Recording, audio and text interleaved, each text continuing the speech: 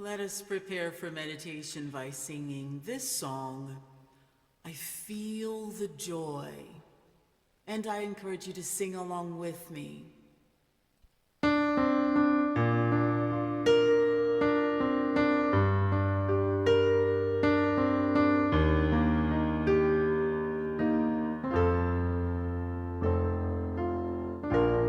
Here we go.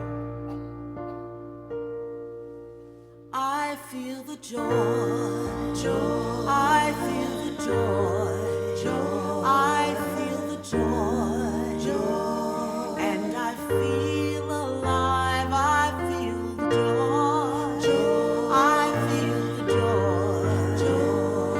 On this new day, I feel the joy.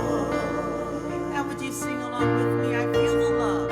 I feel the love. I feel the love. I feel the love.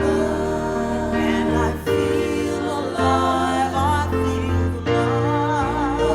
I feel the love. On this new day, I feel love. I feel at peace. I feel at peace. I feel at peace. I feel at peace. And I feel alive. I feel at peace. I feel at peace. On this new day, I feel at peace. I feel the joy. I feel the joy. Joy. I feel the joy. Joy. I feel the joy. Joy. And I feel alive. I feel the joy. Joy. I feel the joy. Joy. This new day, I feel the joy.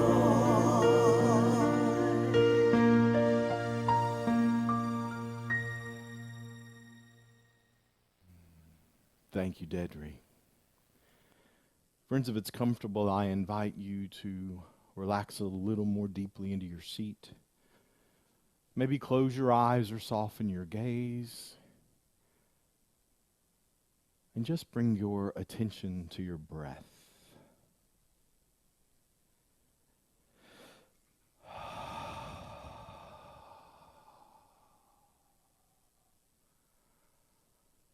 The breath.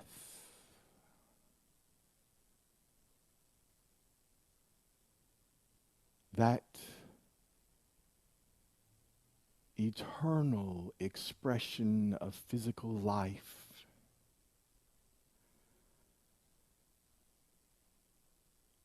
A deliberate inhalation, a pause, and then we exhale together.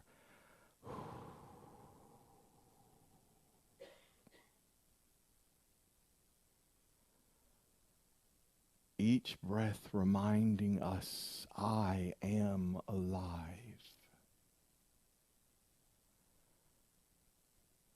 I am alive.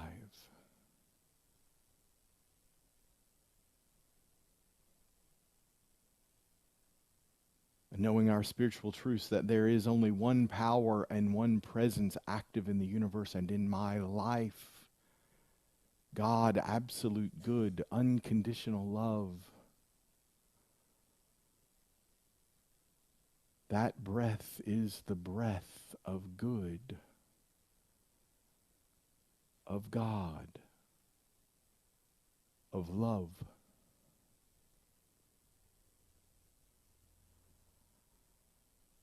I feel alive with every breath.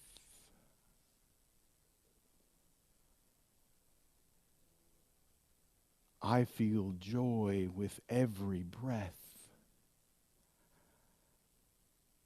Not that limited experience of happiness, but that eternal presence of joy. standing in the wellspring of life and substance and intelligence within us, dancing in this fountain of life.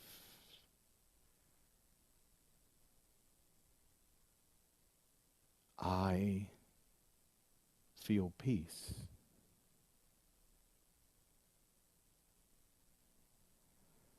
Peace. Not the absence of conflict, but the presence of the one, of absolute good and unconditional love.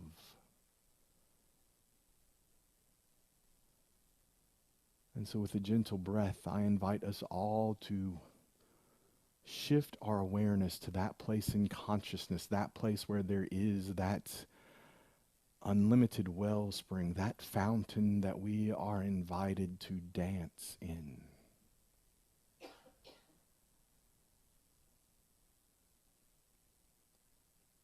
Dance in your mind's eye in this fountain for just a moment in the stillness and in the silence, knowing peace. I feel peace in the stillness and silence of the one.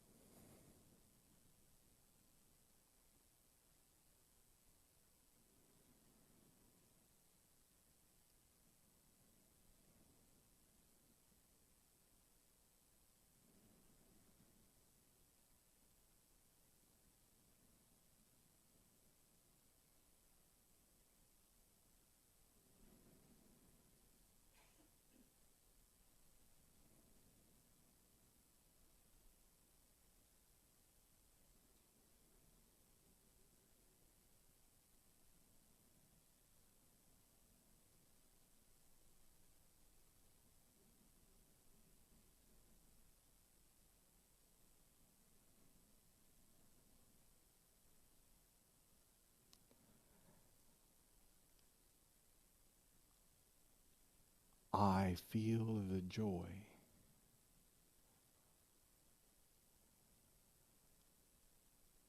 I feel the joy of God. I feel the peace of God.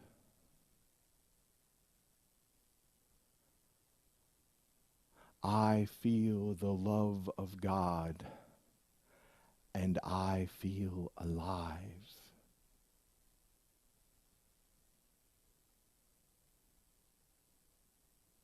I feel alive.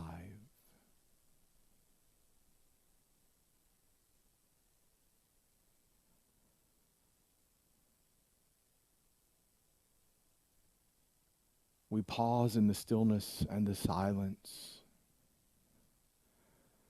as practice, so that when playground planet Earth around us does not show up with conflict being absent, but filled with conflict, that with a simple breath we can return to the peace, to the joy,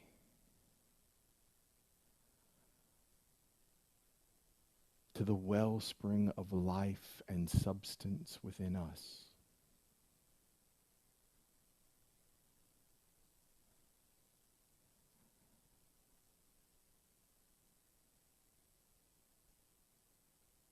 And so as you're ready, I invite you back into this space and this time where we are together.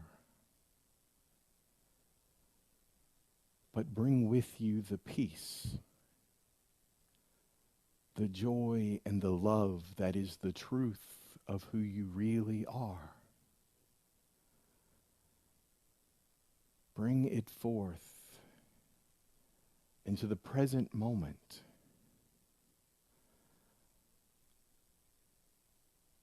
And know that in consciousness, you can dance in every fountain.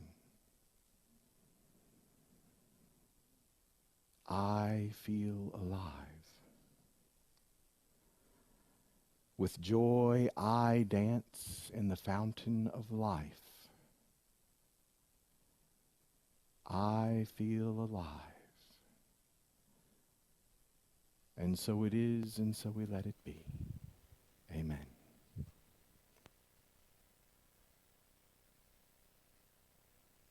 We're going to sing I Feel at Peace, and then I Feel the Joy.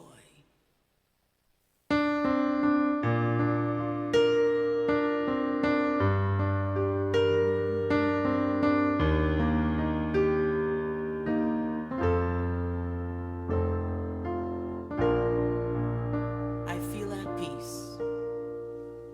I feel at peace. I feel at peace. I feel at peace. And I feel alive. I feel at peace. I feel at peace. On this new day, I feel at peace. I feel the joy. I feel the joy. Joy. I feel the joy. Joy. I feel the joy. Joy. And I feel alive. I feel the joy. I feel the joy. Joy. On this new day, I feel joy.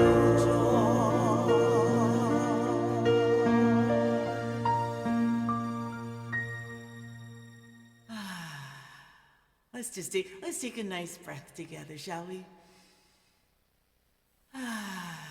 And as we prepare to receive Rev Todd's message, I'm going to sing this one for you. This one is one of mine, and it is called The Divine in the Mirror and I.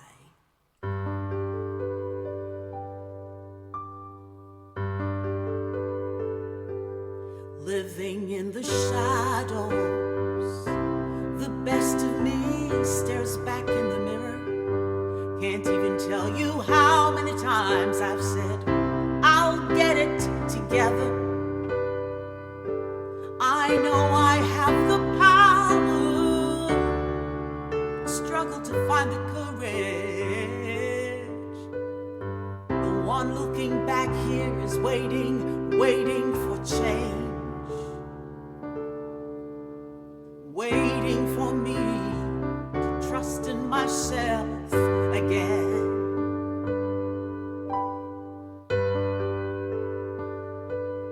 Living like a lone wolf, they can't disappoint me when I never give them the chance to hurt or tell me any lies. I know we need each other. It's hard to let it in. The voids I've created are waiting for change. Waiting for me to trust in myself again. I've got to start with me, that's no surprise. Trust in the process instead of living in disguise. Trust in the wholeness that can heal all the lies. The fullness of me is waiting to come alive. There are two eyes in spirit, the divine in the mirror, and I've got to start with me, that's no surprise. And trust in the process instead of living in disguise.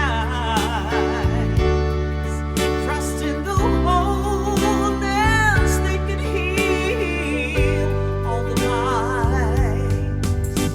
The fullness of me is waiting to come alive. There are two eyes in spirit, the divine in the mirror, and I.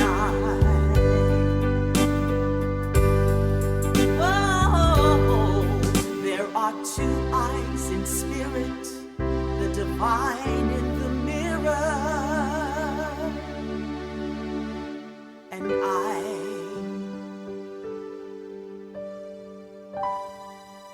here's Riff Todd.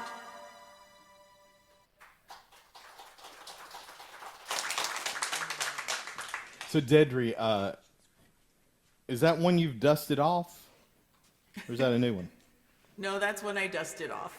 Okay, well, I hadn't heard it before, so I didn't know, but it was pretty awesome.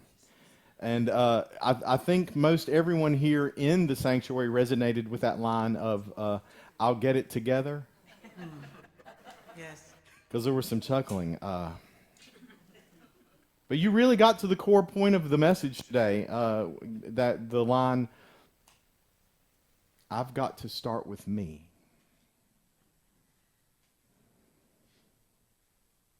I've got to start with me. We're in the middle of a series, Wake Up to the Life You Say You Want. Wake up the life you say you want. And we're on part 4 this week. And this is the work you keep avoiding. Anybody avoid anything? Maybe a little bit. So just to, a brief recap. We're waking up to this, and we identified that we know the truth. We know the truth. We're not always living it, right? And that's our 5th principle. Whatever, live the truth you know. Well, we wake up to it, and we've determined that sometimes we really believe something and we embody it with our actions, and sometimes we just agree with it. That is true, but we don't live from that, right? And then we also started to notice that sometimes it's easy to stay where it's comfortable because the discomfort is known, right? We get comfortable in our discomfort. Y'all recognize some of that maybe in your lives? And then also that sometimes we hold on to an identity that we have created because this is who we believe ourselves to be, and we get afraid that fear shows up when we wrestle with this, and we look and we say, well, if this isn't who I am, then who am I? Because we've spent a lot of energy and years constructing this identity of who we think we have to be in the world, that limits us in different ways. And so today, I want to invite you to take just another little step, if you're willing. We're going to go one step further, because I don't know if you've ever seen this in your life, but sometimes we can use spirituality to avoid transformation. We can use spirituality to avoid transformation. Right? Not everything that sounds spiritual is transformation. Sometimes what it is avoidance. You ever had that in your life?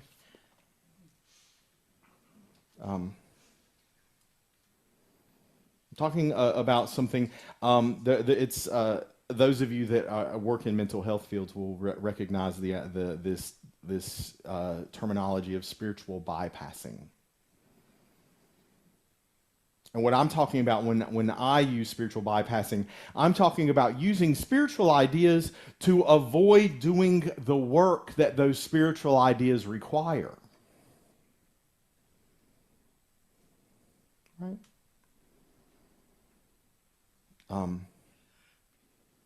Sometimes we can affirm our abundance. We do it here every Sunday. I am grateful for the unlimited wellspring of life, substance, and intelligence. I am grateful for this, and then we complain and we say, I don't have a lot. Sometimes we do this. Right? I'm affirming abundance, and yet I don't look at my fear or my habits. Sometimes I'll decide, I want to go out to eat. Okay, that's every day. I decide I want to go out to eat. I don't want to cook, right? But I'll look at the menu and I'm like, oh no, I don't want to spend that much money. I'm abundant. The entree I want is $2 more. Why am I caught up in lack thinking if I truly believe I'm abundant? Right? Sometimes this is one that I used to be really good at, and now I'm getting much better at this. So y'all be aware. I choose peace. I choose peace to avoid having the difficult conversation that needs to be had. You ever done that? I'm choosing peace, and I'm not going to say anything because I'm more enlightened than they are. You ever done that? I think we have. I mean, I think that's a familiar story. That's not peace, that's postponement. Okay? Now, and here's one that spiritual people are really good for. Especially spiritual people that don't like to use the words God and Jesus or even the word love. They will say, when someone shares something with them, they will say, oh, I am holding you in the light. I am holding you in the light. And that can be spiritual if you are renunciating the ideas of holding them in bondage to a lack and limitation thing. But if you say, I'm holding you in the light, and I'm subconsciously thinking, I'm holding you in the light, but I know you're not going to change.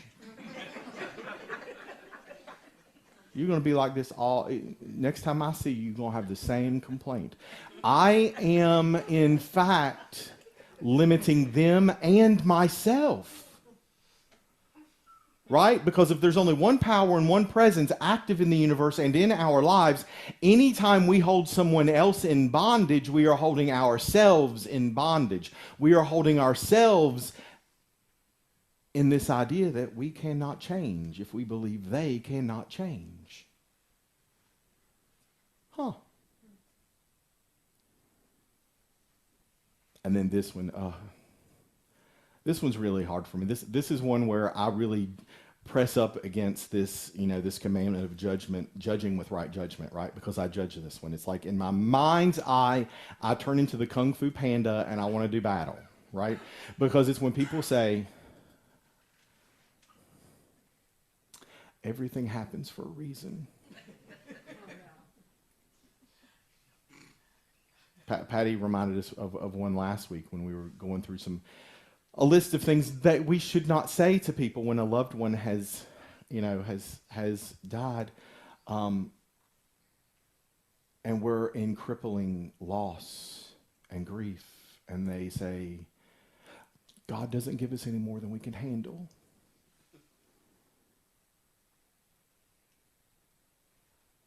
Or they're in a better place now.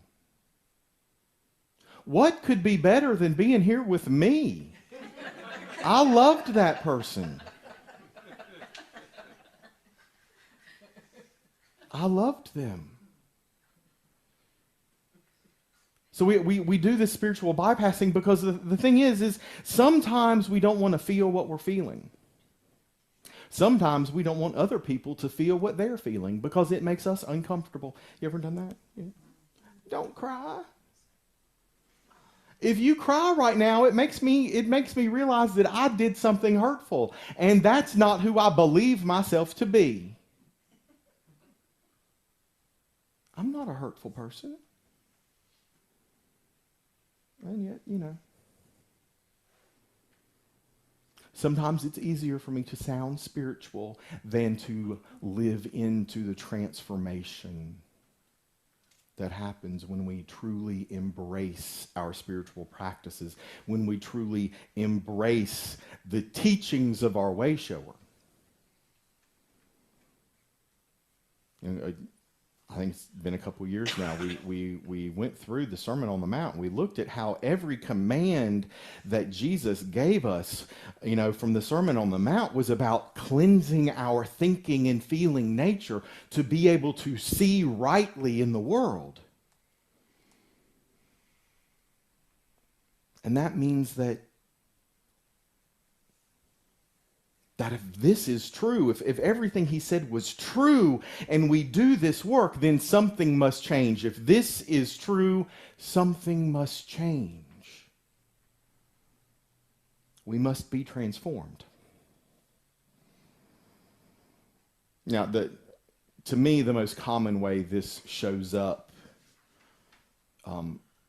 and I see it in other people, and so because it's in other people, I know that it's in me, and it still keeps showing up. And it's that iceberg issue that I think I've explained before. You see an iceberg, you see the littlest part of the iceberg above the ocean, and when part of it chips away, you clear off, you renunciate, you clear off that part which you can see, because we can't see what's underneath, and then suddenly the iceberg flips over and shifts, and now there's something even bigger sticking up out of the water. And as we transform and our consciousness grows, we can see more of what's getting in the way of us experiencing the truth of everyone else and the truth of ourselves.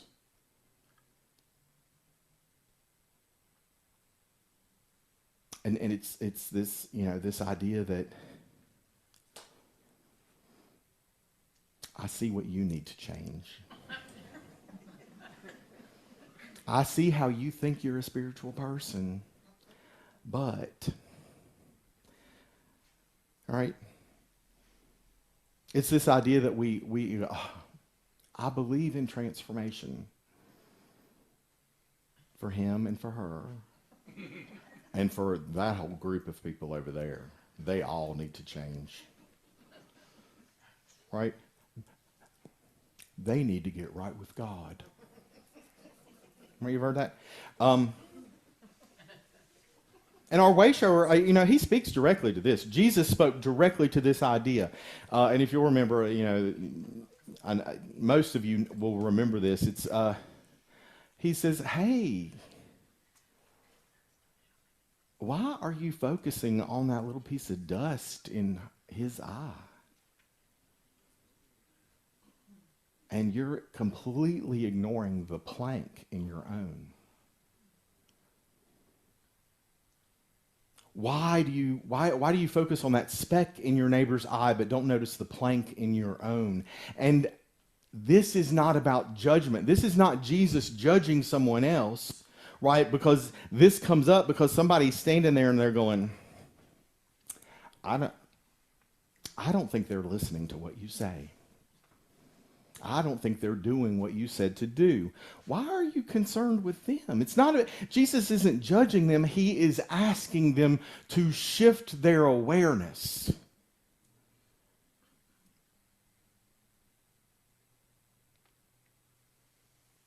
It's not saying you're not seeing clearly. It's saying I really need you to be conscious of how you are seeing the world, how you are seeing and experiencing playground planet Earth. And it's so easy to get distracted by the others, but in this moment, right?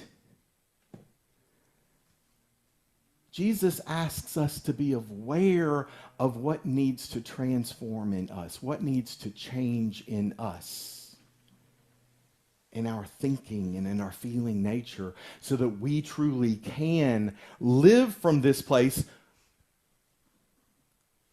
of the kingdom. The kingdom is within you. So clean up. You remember the lady that used to look out and she'd be like, oh, the neighbor's hanging up her sheets again.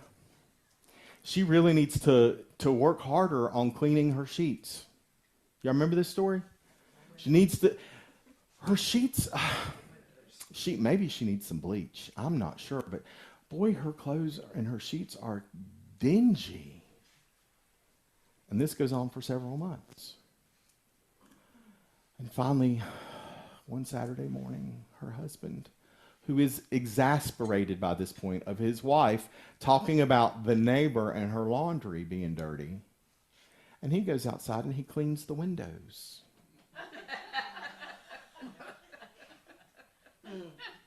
Right? The sheets weren't dirty, the window was. Sometimes the lens that we are looking through is clouded, it's dirty. And, we live here at the coast. It does not take long for that to happen, right? I mean, there are days that I walk out to get in my car, and it looks like it's been sitting in the ocean for 2 weeks, and it's only been 20 minutes. And that sticky film is all over everything. See, we have to constantly clean the lens through which we see. We have to be so certain that our awareness is seeing clearly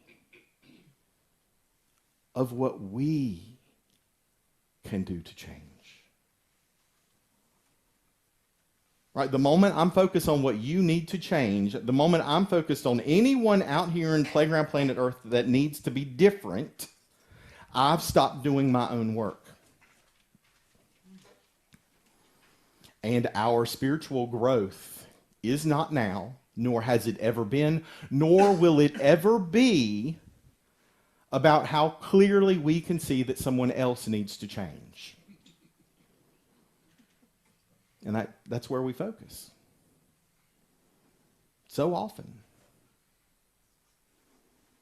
Spiritual growth is measured by how willing we are to change how we see.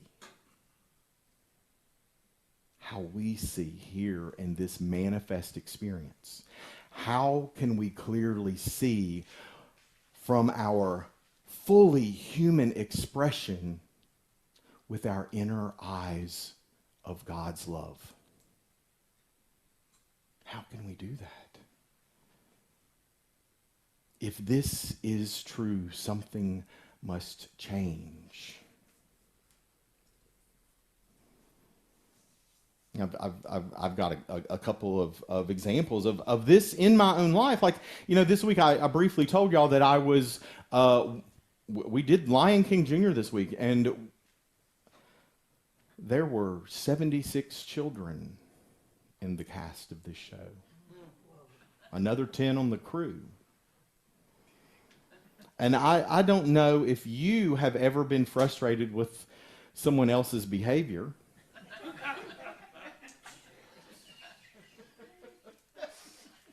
But it happens, right? And then I noticed that there were certain young people that I held in bondage, that they would not be different. And as long as I was focused on holding them in bondage, they will never change. I know exactly how they're going to act. I'm limiting them and I'm limiting me. I am putting up a barrier to experience the possibility of joy in this experience for them and for me. And as soon as I recognize that, I then recognize not only am I doing it with that student and that student, I'm also doing it with a couple of teachers too. Because, adults can also misbehave. And is it misbehave, or is it just not be the way I want them to be? Because clearly, if I got to control how everybody behaved, the world would be a better place. I think we can all agree to that. I mean, how crazy is that kind of talk? And yet it's not uncommon in our world. And so I have to recognize in myself, I am limiting someone else, holding them in their inability to change. And in doing so, I'm saying I can't change. And yet I know that I have this entire list, right? You You can go and read the Beatitudes, and it tells you all the things you need to do to clear your consciousness so that you can actually behold the truth of who someone is.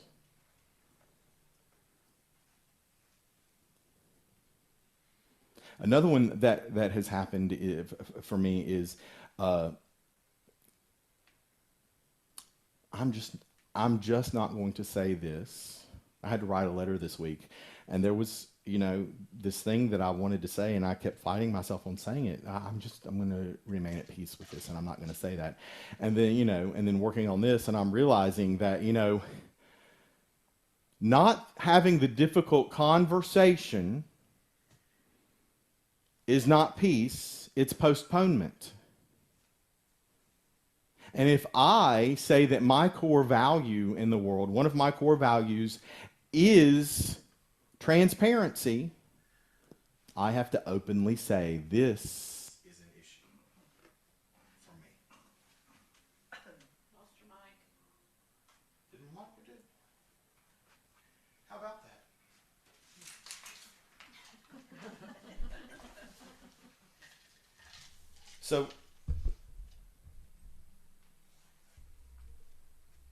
So I got clear that I was choosing peace and not saying the difficult thing. And that's postponement. It's avoidance of what is true. And so I finally decided, okay, I've got to say this, or write this as it stands. And in doing so, I felt like this, I felt my vibration shift. I felt my heart open. I felt lighter. I was living into my core values.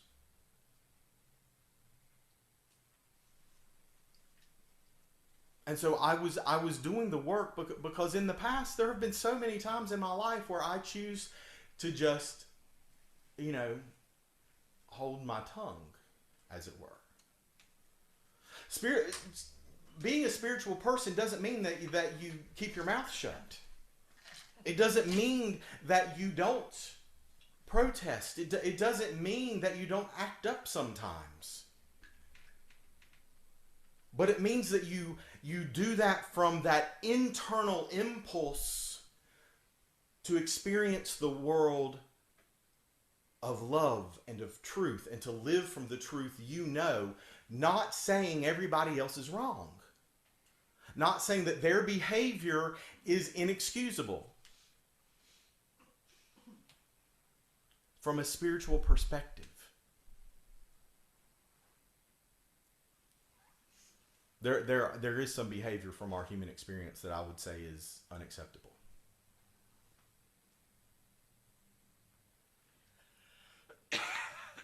But we have to be willing to stand in the truth we know and live from the truth we know. Without shaming and judging other people, but with standing in the truth of being willing to change ourselves. Because if we're not willing to change ourselves, then the world never changes.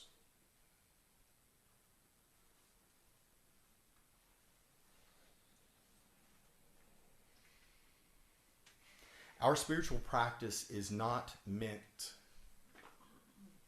to replace our transformational work. Spiritual practice is not meant to replace the activity of showing up in the world as it is. Our spiritual practice transforms how we do the work. And if you see an injustice in the world that you want to correct, and you're doing it from a place of anger and from a place of frustration, you are creating more anger and more frustration. You are creating more conflict.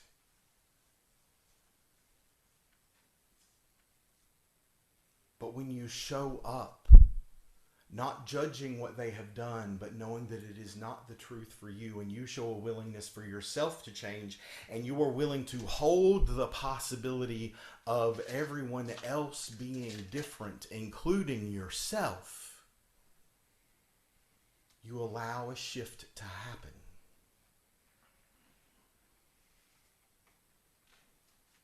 And we want shift to happen. So don't ignore behaviors that,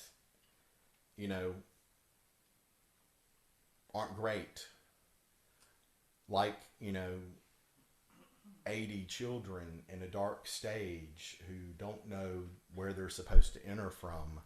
And so they're all talking when they're supposed to be at level 0.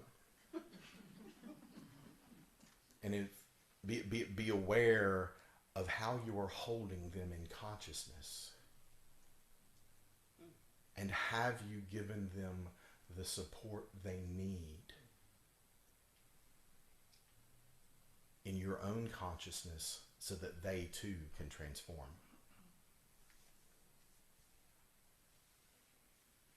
If my peace on Friday night was dependent upon each of those children changing and some of those adults changing, then I am not at peace, and I will never be at peace. If I keep anyone fixed in consciousness on who they have been, then I never give them the space to become something new.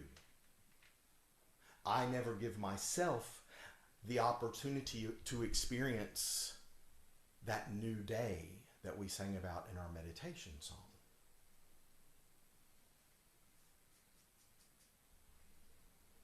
And I get it. It is sometimes easier to hold someone else in bondage. Holding others in bondage in our minds also, it kind of says, I know I'm right. Everybody know you're right. Sometimes you're certain of it.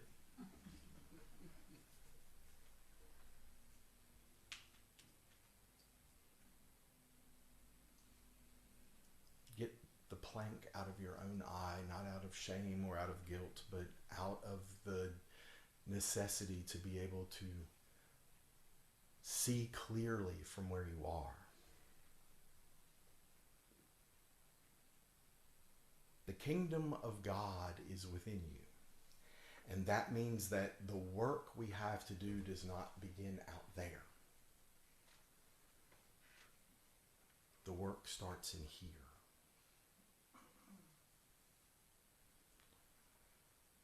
And if this is true, something must change. To live a spiritual life is not about managing other people. It's not about ignoring poor behavior. It's about mastering your own consciousness. Waking up to who you really are. It's not about what you do. It's about how you see. And just being able to see clearly is not the same as transforming. Awareness without change is avoidance.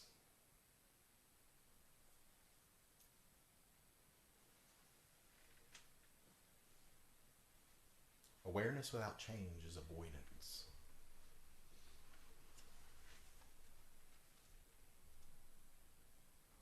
I had a phone call one morning this week, 7:30 in the morning, which is not the best time to call me, if you're ever wondering. And is this Crystal Coast Unity? Well, yes, this is Reverend Todd. How may I help you? I was awake. I was at breakfast, but it's still early. And it was someone who was searching for a church. And they said, I've looked around, I've looked at a lot of places, and I saw your website, and I read a bit about your church, and it matches a little more closely than anything I've seen, but I have a question. And I went, okay, let's hear it. Because I think I've heard them all. Turns out I have not. I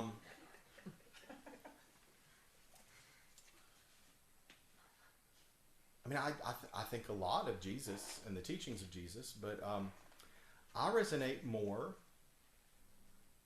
with the Norse traditions. And most Christian churches, they tell me I have to renounce everything I believe.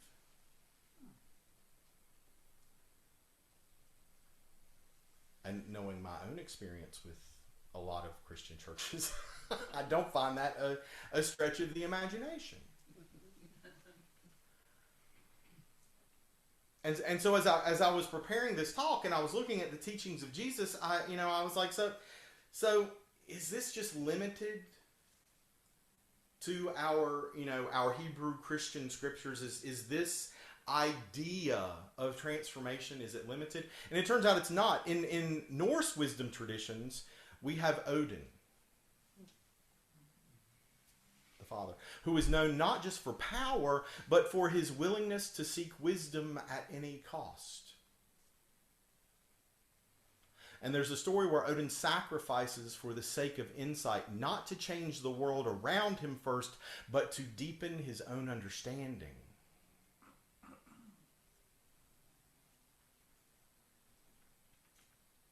So we celebrate the great wisdom masters, first with our way shower Jesus, but all great spiritual masters, great spiritual teachings. And this shows up in the world's major faith traditions. Movement is inward always before it becomes outward. The transformation happens inward, and then we see it in the world in which we exist. And that's what we're talking about today. Not just waiting for the world out there to change. Not waiting for others to change. But doing the work that transforms how we see, how we show up. And thus it transforms how we experience Playground Planet Earth.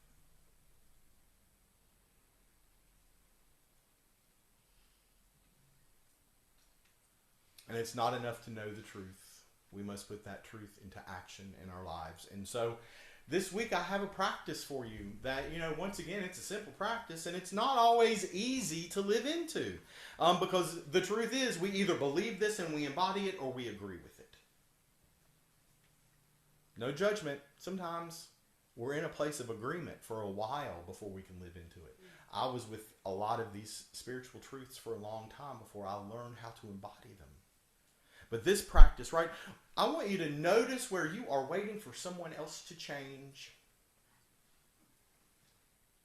It might be a very simple change. It might be that you are finally sure that your loved one is going to learn how to load the dishwasher correctly.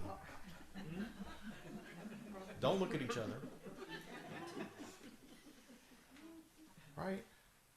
Or it might be that you are waiting for that politician that you still have not seen as the Christ to change the way they behave.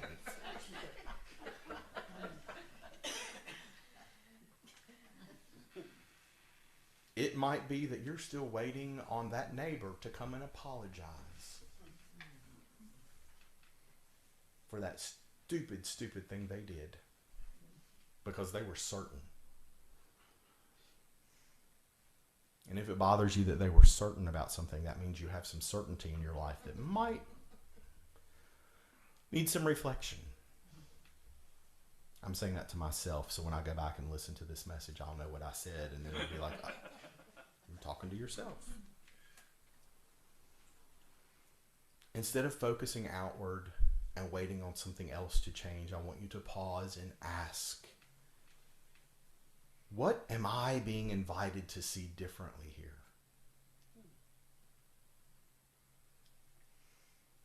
because seeing differently is where transformation begins.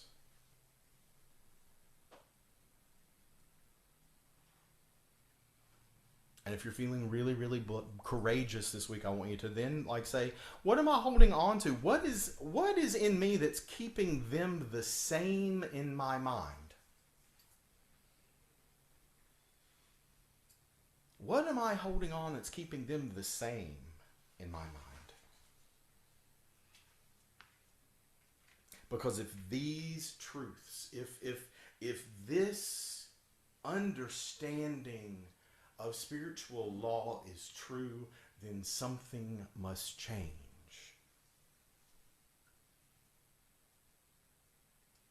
And as much as we have been programmed to believe that change and transformation begins out there someplace, it does not begin out there. Every change begins here. Our thinking and feeling nature. So this week, where are you ready to stop avoiding the work?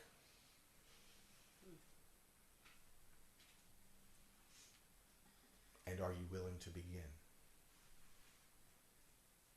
And friends, thank you. That's what I was invited to share today, and I appreciate your attention and your love.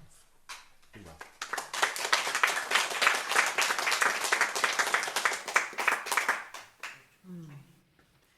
Thank you, Todd, for your message. I made some notes.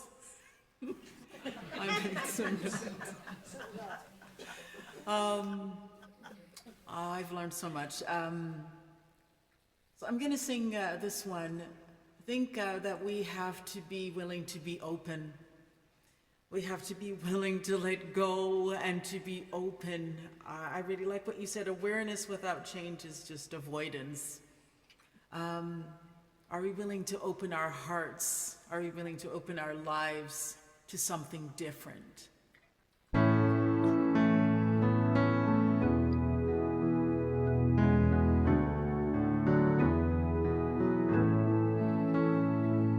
I open my heart to love.